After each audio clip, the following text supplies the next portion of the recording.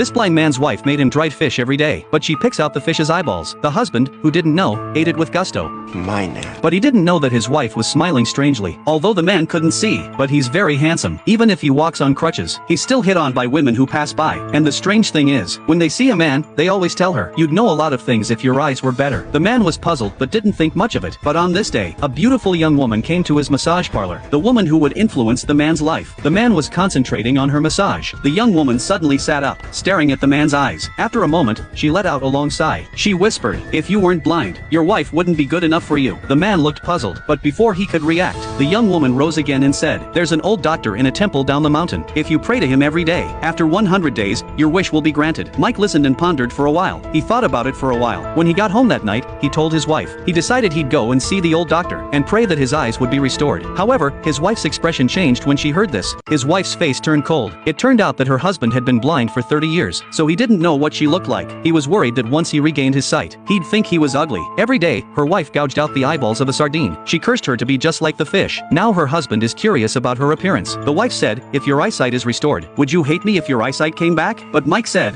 "I don't know." And it was his answer. That's why his wife had a plan. To get his eyesight back, Mike went to the temple alone the next day, but he ran into his neighbor again. The woman heard that Mike was going to the temple. She became visibly happy. Then she said the same thing again. 見たらきっといろんなことがわかるでしょうね。